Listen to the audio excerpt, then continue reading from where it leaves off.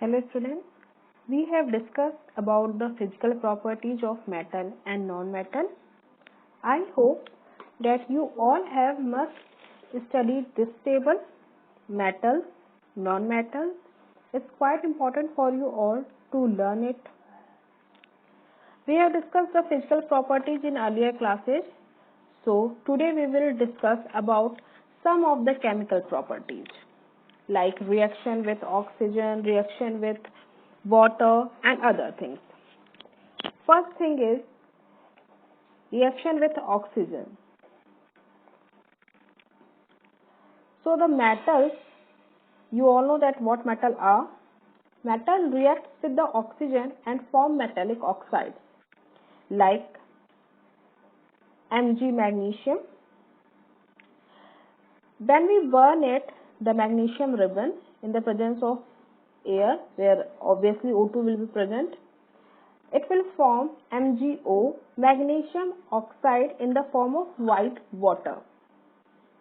Then what we do, इसका एक white water बनता है जल के, ठीक है, white powder टाइप का रहता है. Then we will add this white powder in H2O, that is water. After mixing, there will be a solution will made which is known as magnesium hydroxide. ठीक है. अब ये जो हमारा solution बना, we can check that either it's acidic or basic with the help of litmus paper. तो आप सबको पता होगा, मैंने आप लोगों को प्रीवियस क्लास में बोला भी था कि एक बार रिवीजन कर लीजिए. It converts the blue litmus paper from red. If we put red there, it will get changed into blue. Understood? So you all know that this is show its basic property कि अगर हम इसमें red litmus paper को इसे attach कराते हैं, so its color will be changed into blue, which shows the presence of basic nature. Just like that, potassium, sodium and calcium all are very reactive metals, and it will react with oxygen in the presence of air. And इसके reaction के लिए हमें कोई भी temperature को high करने की जरूरत नहीं है. This reaction can be done easily at room temperature and it will form their oxides. Like magnesium reacted and formed magnesium hydroxide. Same like that, if there will be potassium or calcium or sodium, it will form their hydroxide. एक चीज और, अगर कहीं भी कोई ऐसा product बन रहा है जो कि OH जिसमें एनरोल है, okay, this OH, it means ये मान के चलिए that it will show the basic nature. ये आपको एक की पॉइंट रहेगा टू लर्न इट ऑल. इस तरह से मैग्नीशियम हाइड्रोक्साइड जो फॉर्म हुआ with reaction with litmus paper, it will change red into blue, which will show that here the nature of this solution is basic. Then if we take a non-metal, for non-metal the most common and easily available non-metal is carbon, जिसको हम charcoal के form में लेते हैं. Charcoal which is also a form of carbon. इसको जब आप book में पढ़ेंगे तो एक वर्ड है दैट इज डिफ्लैग्रेटिंग स्पून. तो अब आपको ये एक कंफ्यूजिंग थिंग हो सकता है कि which kind of spoon it is. तो आप यहाँ पे देखिए, the spoon which is made to settle here but it will not touch the bottom. एक ऐसा स्पून, सिंपली ऐसे आपने घर में देखा भी होगा कि ऑयल वगैरह को निकालने के लिए इस तरह से एक स्पून रहता है. तो इसी पे हम चारकोल को रखते हैं और हम इसे एक टेस्ट ट्यूब में डालते हैं. ओके, एंड देन चूंकि हम चारकोल को बर्न करके डालते हैं, तो आफ्टर दैट यहाँ पे धीरे धीरे आपका जो एयर इससे जनरेट हुई वो सेटल होने लग जाएगी, और ये बाहर न जाए ये जो एयर, इसके लिए इसके ऊपर से कवर हम कर देते हैं.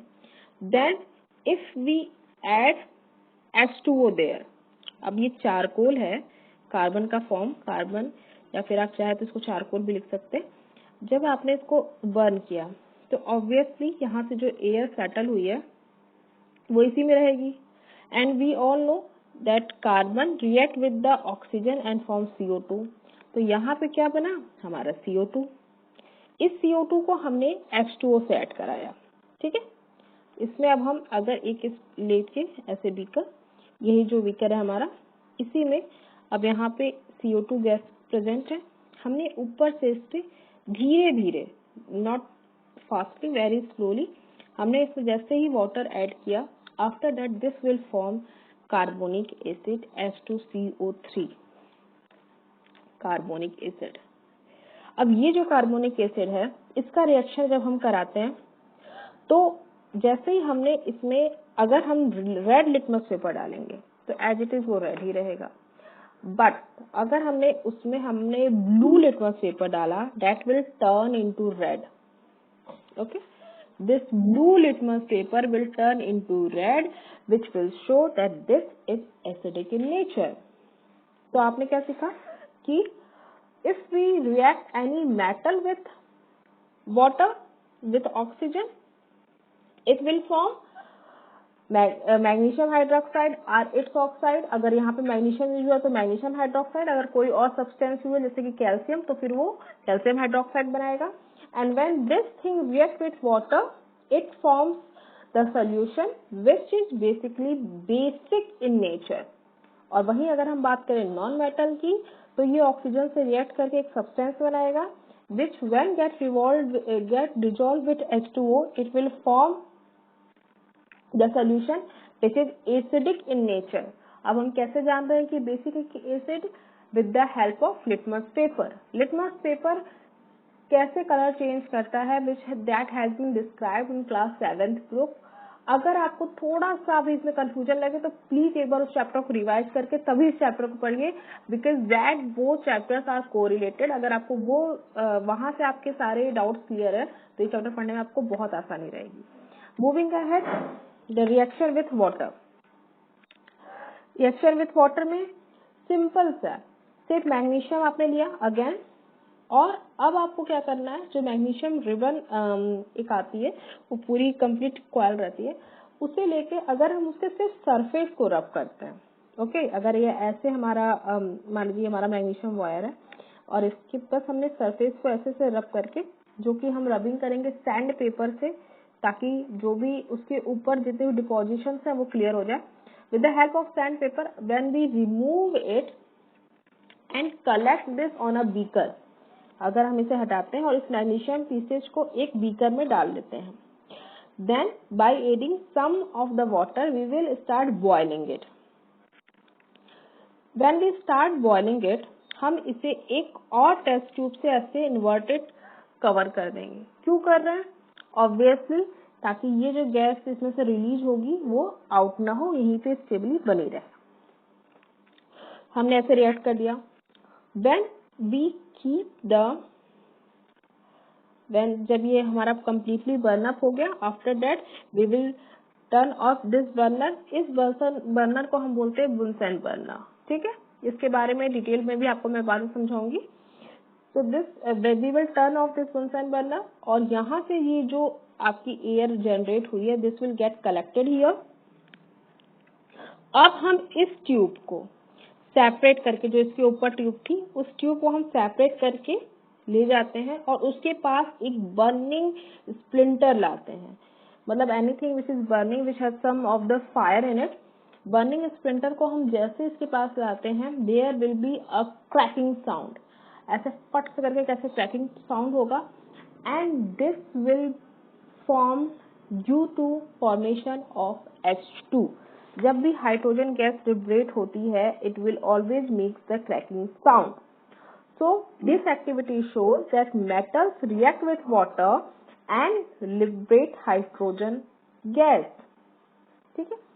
अब क्या होता है कि कुछ ऐसे मेटल्स रहते हैं, जब आप रिएक्टिविटी इसकी टेबल पढ़ेंगे तो आपको पता चलेगा कि some metals are highly reactive and some are less।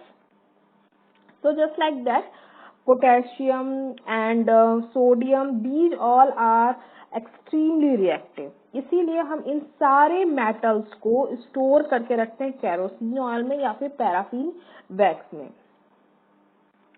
Magnesium does not react with cold water but it reacts on heating. Usually magnesium cold water से कोई रिएक्शन नहीं देता है, but when we burn it up, जब हम इसे burn करते हैं, then it will start working. Same like that, Zinc also reacts with boiling water and iron reacts with steam, indicating that there is very much reactive. Usually अगर वो normal temperature पे react हो जा रहा है, it means it's highly reactive, जैसे कि हमारा sodium.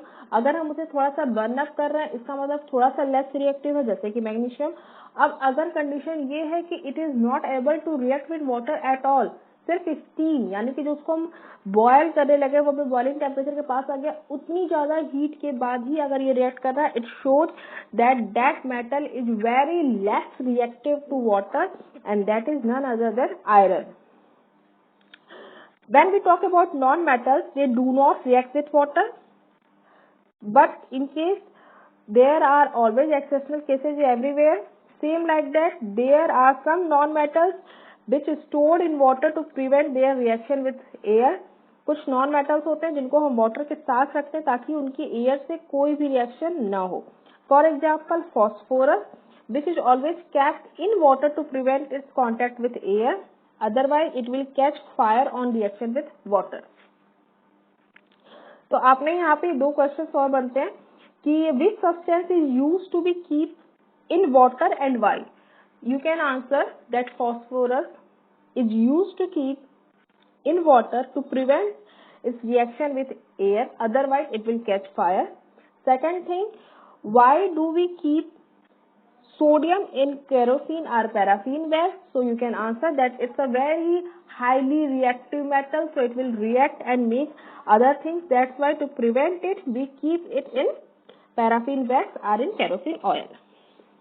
One more question related with you all must have seen cooker at your home, which is basically the aluminum cooker.